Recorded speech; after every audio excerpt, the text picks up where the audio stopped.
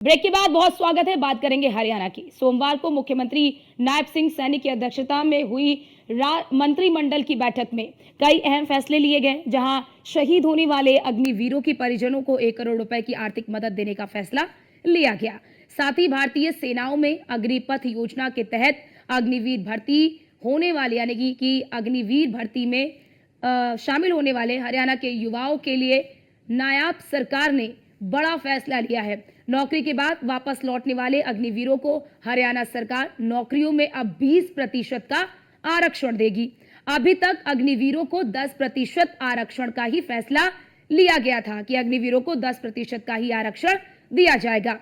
वहीं दूसरी तरफ सीएम नायब सिंह सैनी ने चंडीगढ़ से 2286 की बात कर लें तो लाभार्थियों के खाते में 86.93 करोड़ रुपए की राशि डायरेक्ट बेनिफिट के जरिए ट्रांसफर की है।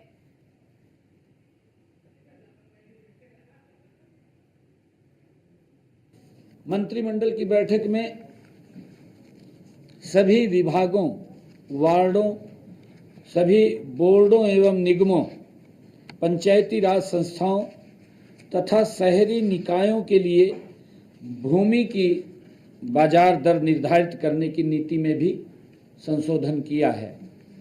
इन संशोधन का मुख्य उद्देश्य विभिन्न विभागों और उनकी संस्थाओं द्वारा अलग अलग मानदंड अपनाने के कारण होने वाली कानूनी जटिलताओं को भी दूर किया है। जनहित में जो प्रक्रिया को सरल बनाने के लिए अब नीति में संशोधन किए गए हैं। 25 नवंबर 2021 की नीति के खंड 5(3)(c) में 2 गुना शब्द को 4 गुना शब्द में बदल दिया गया है। मैं बताना चाहूँगा क्योंकि कई जो हमारे बोर्ड या निगम उसमें कोई छोटा रास्ता है, सोसाइटी थी, उसका कोई छोटा रास्ता था, उसकी जो फीस थी वो पहले 2 गुनी लेती थी। ऐसा सुझाव आया कि इसको बढ़ा करके 4 गुना किया जाए और इसको पहले उसकी कई जटिल प्रक्रियाएं थी, अब वो मुख्यमंत्री लेवल तक ही जा करके उसको क्लियर कर दिया जाएगा। नए संशोधन के अनुसार अब भुगतान उस राशि के बराबर ही हो जाएगी जो केंद्रीय अधिनियम के तहत भूमि अधिग्रहण पर सरकारी संस्थाएं भूस्वामियों को देती हैं। मंत्रिमंडल ने यह भी निर्णय किया है कि अब अग्निवीरों को भी युद्ध में शहीद हुए सैनिकों की तर्ज पर 1 करोड़ रुपए की अनुग्रह राशि दी जाएगी। कैबिनेट ने इसकी मंजूरी दी है क्योंकि जो हमारे अग्निवीर थे अगर वो शहीद हो जाते थे तो अब उनको भी उनके बराबर 1 करोड़ रुपए की राशि दी जाएगी।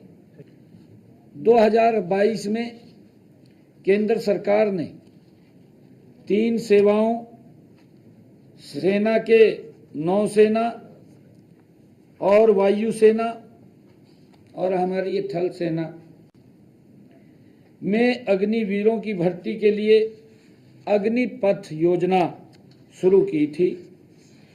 अग्निवीरों का पहला बैच अगस्त 2023 में सशस्त्र बलों में शामिल हुआ था।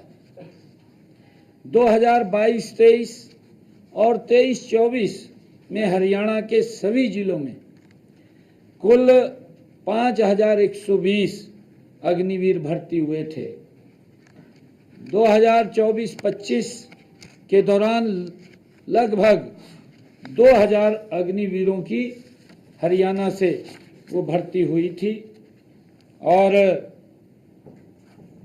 अब उनके लिए जो निर्णय कैबिनेट ने किया है ये भी किया है कि पहले ये अलग अलग उसके अंदर कैटेगरीज में रखा गया था कि पुलिस का जो कांस्टेबल है उसमें 10% रखेंगे, माइनिंग गार्ड है उसमें अलग रखेंगे और फॉरेस्ट गार्ड है उसके अंदर कुछ परसेंटेज वहाँ दी गई थी। परंतु अब मंत्रिमंडल ने यह भी निर्णय किया कि कांस्टेबल में उनको 20%, 10 की बजाय 20% वो उसके अंदर किया गया है।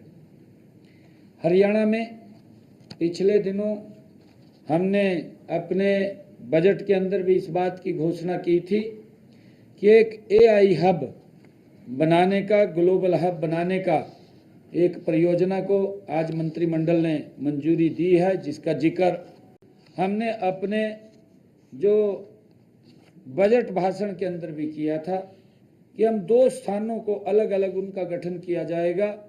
गुरुग्राम और पंचकुला में ये हब बनाए जाएंगे।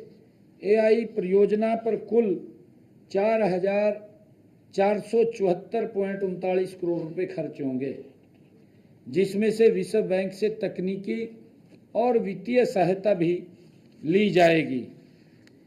ये जैसा मैंने बताया है कि ये जो हब बनेंगे, जो global hub Gurugram artificial agency centre और पंचकुला में Haryana advance computing facilities centre स्थापित किए जाएंगे, ये निर्णय किया है। AI परियोजना का उद्देश्य पेशेवर युवाओं को तैयार करना, जो मशीन लर्निंग और डेटा साइंस में निपुणता हासिल करेंगे, और लगभग इन दोनों से, चाहे गुरुग्राम में और पंचकुला में, 50-50 हजार युवाओं को ये रोजगार भी मिलेगा। इसके अंदर उनको तैयार किया जाएगा।